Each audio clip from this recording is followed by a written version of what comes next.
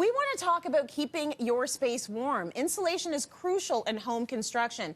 Unlike paint or trim, changing it later means stripping back to the studs. It's not an easy task. You want to get it right from the jump. So the Burlaws are back with everything we need to know about insulation. Yes. You want to, as my parents say, not heat the outside. Yes. Yes. You want to heat the inside. You want to heat your home and save your money. So let's start with the exterior of the house, and then we'll work our way in. Yes, absolutely. So we all know that the most important part of a structure is the structure itself of the house. Yes. If that's not built well, it's going to fall down.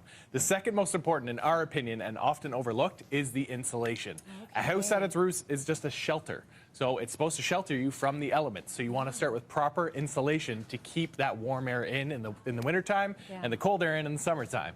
So what we have here is what's going on the outside of the house. And when we talk about insulation, we're going to talk about R value. So you often hear that R20, R14, R60. That R stands for resistance to heat transfer. So the bigger the number, the more resistance there is, the more of that heat that's going to stay inside.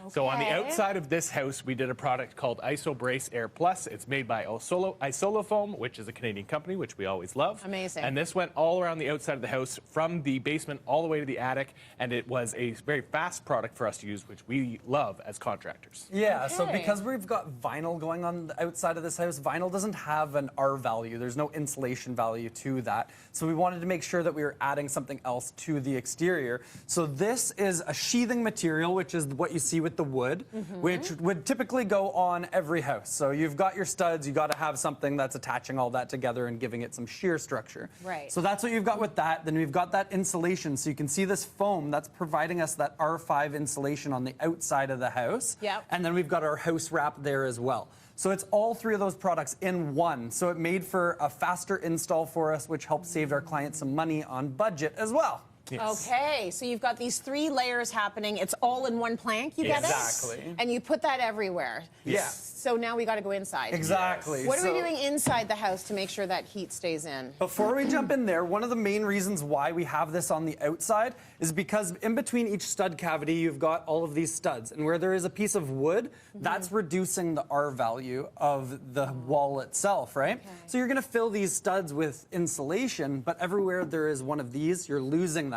But by adding this to the outside, it's reinforcing where each one is so that it's giving it that R value and kind of air sealing everything in better. Fair. Absolutely. Okay. And you have several options when it comes to insulating on the inside. We've all seen the pink insulation that goes up. Yes. That's typically a fiberglass insulation that's going in between the studs. You have a blown-in insulation option that can be thrown in. It's a very similar material, but it's just broken down into tiny pieces and then blown in with kind of reverse vacuum. Okay. And then you have a spray foam option.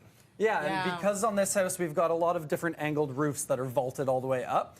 So we're going to spray foam those ceilings because with spray foam you can get more R value, a bigger number, in a smaller space. So that way we can heat and insulate those cavities properly. And because we were getting that priced out, we got them to just give us a price on spray foam for everything. Why not? Why not? And it actually ended up being the most cost-effective for this project because they're already going to be there doing those other aspects. And the spray foam's great because they're going to come in and spray foam in between each one. So they're sealing it in. They do it in layers so that it's really forming properly and sealing in all of those little gaps, nooks, and crannies everywhere along the way. Because it like plumps up. Exactly. Right? They put it in and it plumps up so you know it's going to get in every corner. But every time I've seen it used, everyone's always like, it's expensive. Yes, and it is. And that's why it shocked me even in this build. But it makes sense, I guess, sometimes if you're looking at a cost analysis, if it's really going to be in every nook and cranny and it's going to keep that heat in, right? Another great note that I want to just plug in there is make sure you have somebody who's licensed to do it and who has experience do it and you have references for it. Because if that's done incorrectly, it can create huge issues and it is not fun to clean up. So not just Uncle Joe? Exactly.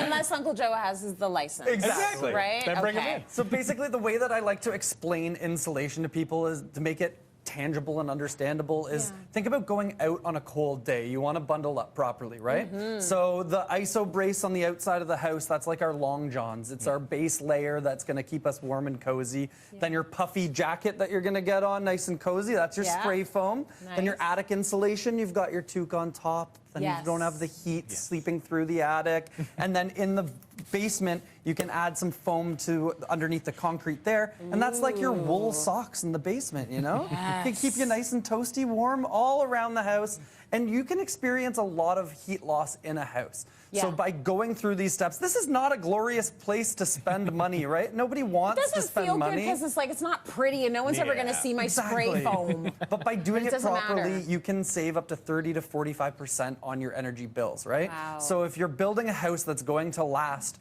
doing this is going to pay off for you in the long run. Right. Okay, you mentioned the attic is the toque. Yes. What are we doing up in the attic and why is that important? So that's typically always that blown-in insulation. So small pieces that are blown up into the attic. And this is the most important part, arguably, of the insulation because heat rises. We all know that. Yeah. So if it keeps rising, it's just going right out of the house. So typically you want R60 in an attic. And this wasn't the standard even up to 15 years ago. So a lot of homes do not have that much insulation in the attic. So it's always a good thing to check out, even if you're not building a custom home for yourself, even if you have an existing home, have a professional come in, take a look up there. It can be cleared out, vacuumed out, and redone, or they can just add more on top if that's all that you need. But this is a very practical thing that anybody can do. What if it's not the attic? What if it's the rest of the house? Is it worthwhile to look into your insulation, or are we like, you got to tear everything down? When we're doing renovations and we're opening up walls, so if we're doing a bathroom and we're taking down walls, then it's a good opportunity to be able to look at that insulation, see if there's been any air loss and any damage to it so that you can remove it and replace it with something a little newer. I mean, building science is going along like quickly, right? So everything's evolving, products are evolving. So there are newer products that you can put in place to upgrade if you're living in an older home. Yes. Or in the basement is one of the biggest places where typically you'll see around the base of the basement a basement blanket, which is only like an R5 insulation. And if you're finishing that basement now and building walls in front of it, you want to make sure that you remove that old insulation and put up closer to like an R22 insulation so that it's going to be able to balance that heat better in the basement for you. Very good. Okay, thank you so much, guys.